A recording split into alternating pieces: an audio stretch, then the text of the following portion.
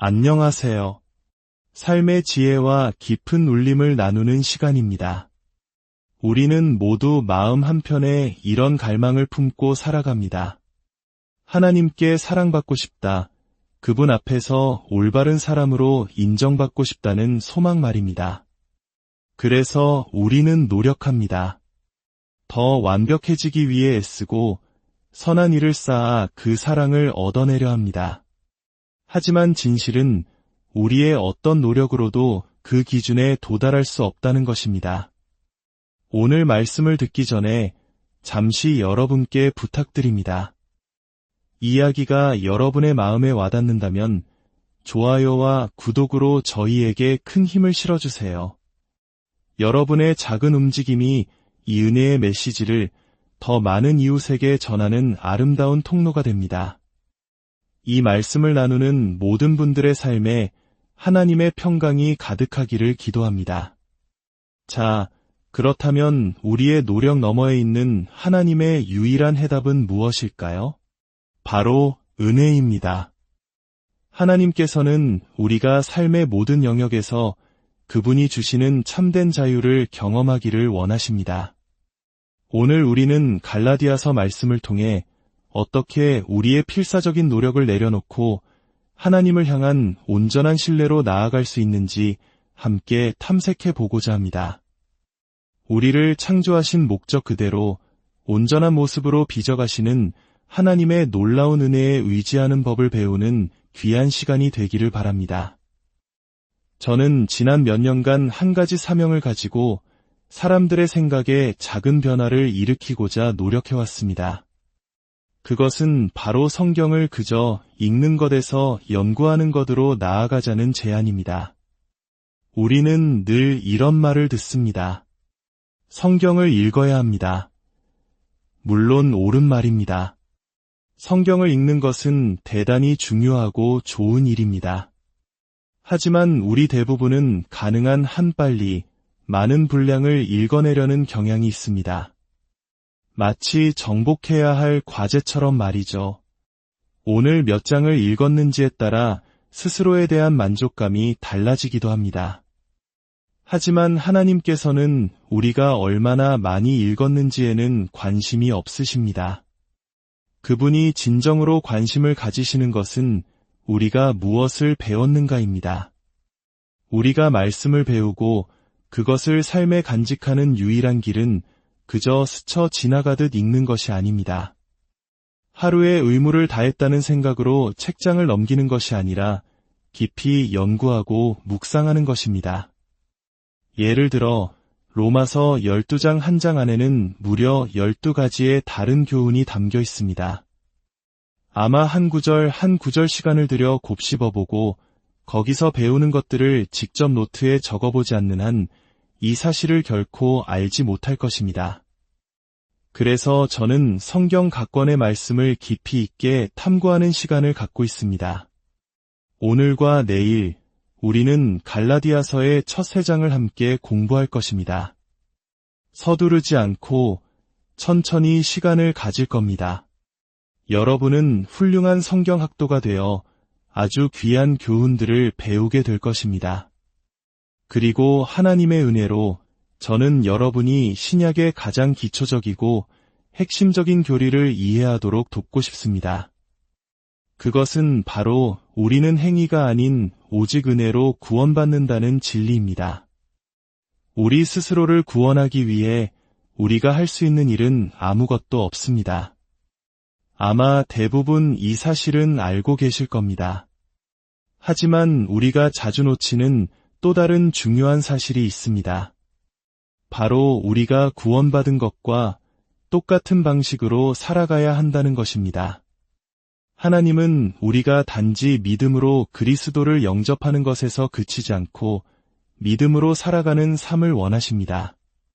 대부분의 사람들은 인생의 어느 시점에서 자신의 한계에 부딪힙니다.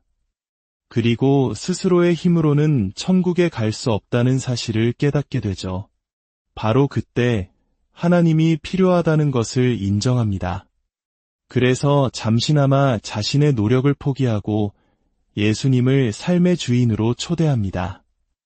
하지만 그 후 설교를 듣고 성경을 조금씩 공부하기 시작하면서 다시금 자기 자신이 운전대를 잡습니다. 성경이 말하는 모든 것을 자신의 힘과 노력으로 이루어내려고 애쓰기 시작하는 것이죠. 우리는 잊어버립니다. 우리가 은혜로 구원받았을 뿐만 아니라 은혜와 믿음으로 살아가는 법을 배워야 한다는 사실을 말입니다. 사도 바울은 바로 은혜에 대한 계시를 교회에 전하기 위해 하나님으로부터 특별히 선택받은 인물이었습니다. 그는 자신의 삶을 통해 이 메시지를 전할 자격을 완벽하게 갖춘 사람이었죠. 바울은 본래 교회를 박해하던 사람이었습니다. 그는 자신의 모든 힘을 다해 교회를 파괴하려 했습니다.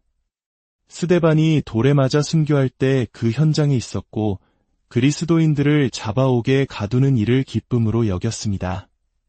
그는 자기가 하는 일이 지독하게 잔인한 일임에도 불구하고 스스로는 옳은 일을 하고 있다고 굳게 믿었습니다. 왜냐하면 그는 모든 규칙과 규정을 철저히 따르는 매우 종교적이고 율법적인 유대인이었기 때문입니다.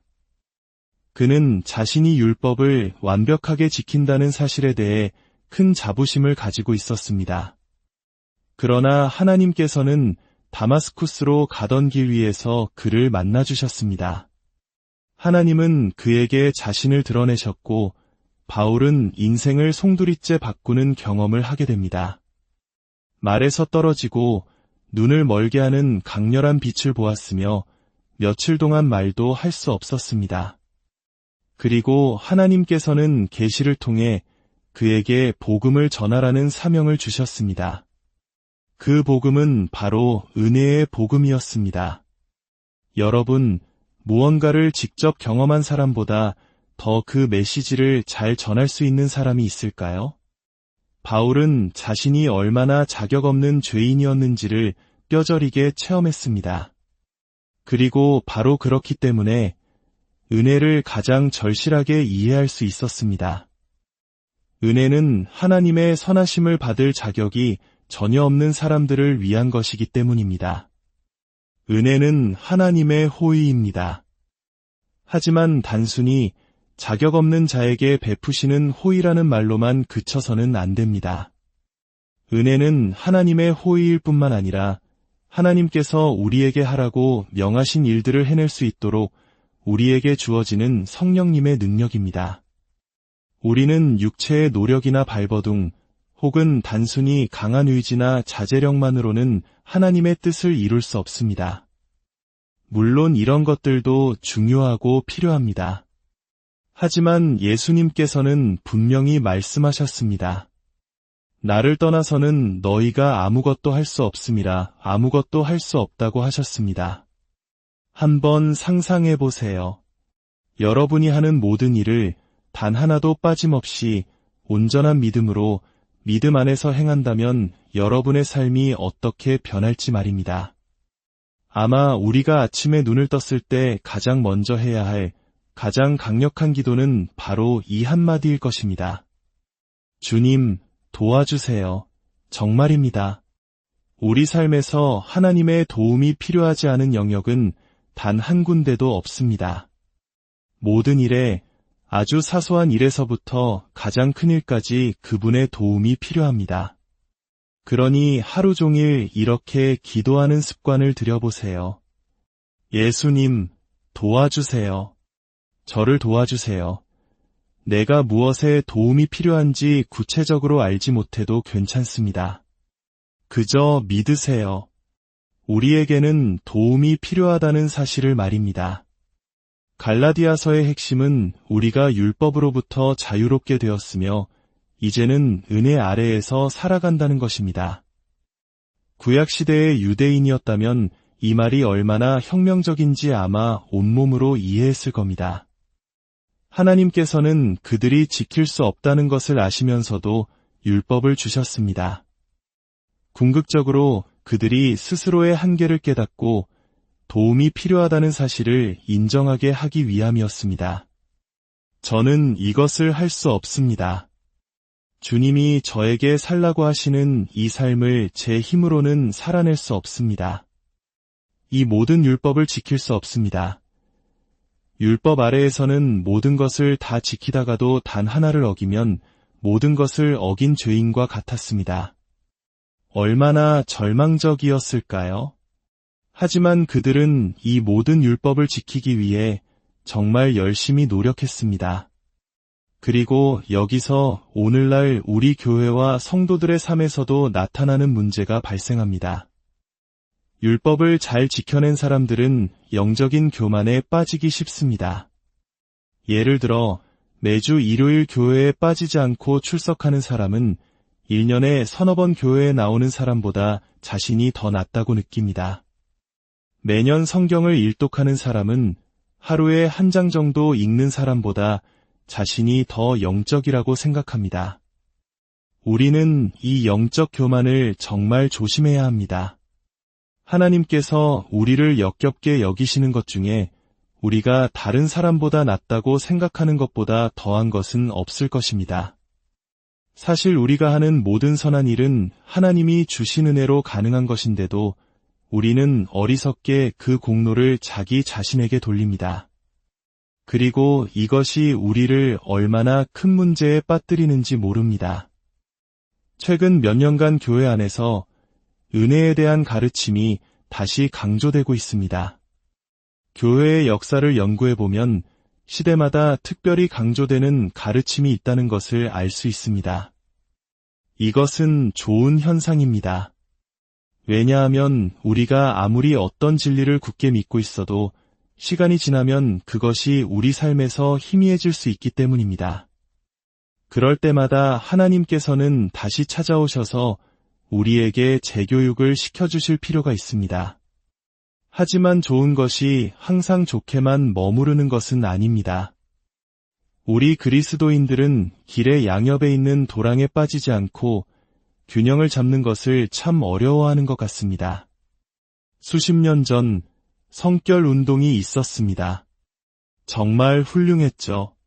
사람들은 더 거룩한 삶을 살기 시작했습니다. 하지만 그 운동이 선을 넘어서자 모든 것이 극단적인 율법주의가 되어버렸습니다.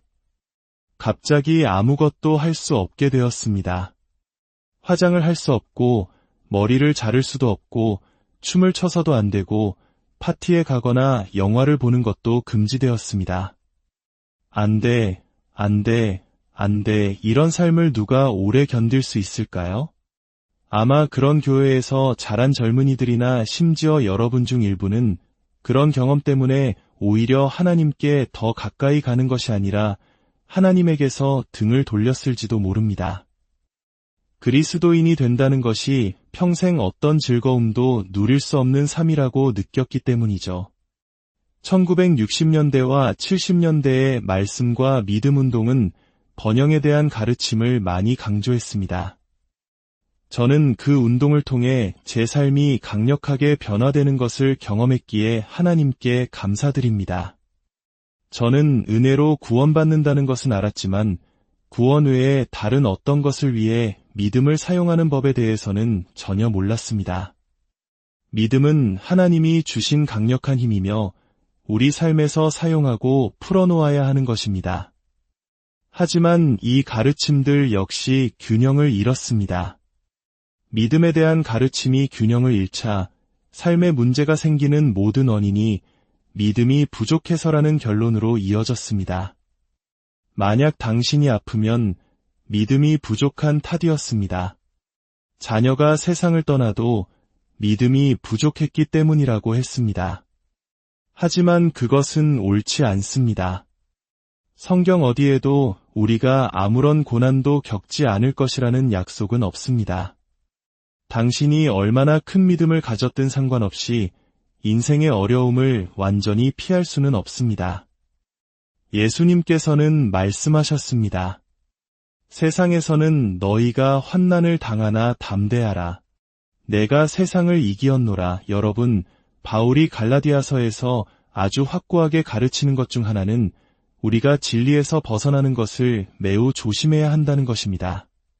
항상 영들을 분별하고 우리가 믿는 모든 것이 하나님의 말씀에 굳건히 기반하고 있는지 확인해야 합니다. 악마는 우리가 무언가를 충분히 하지 않는 것에도 신경 쓰지만 무언가를 지나치게 하는 것에도 똑같이 신경 씁니다. 길의 한쪽 도랑에 빠지나 반대쪽 도랑에 빠지나 길에서 벗어나는 것은 마찬가지이기 때문입니다. 우리가 하나님의 말씀을 더 깊이 연구할 때 우리는 하나님의 놀라운 은혜 안에서 산다는 것이 무엇을 의미하는지 발견하게 될 것입니다. 이번 한 주 여러분의 노력을 의지하는 삶이 아니라 하나님이 공급하시는 힘과 은혜 안에서 걷는 참된 자유와 평강이 여러분의 삶에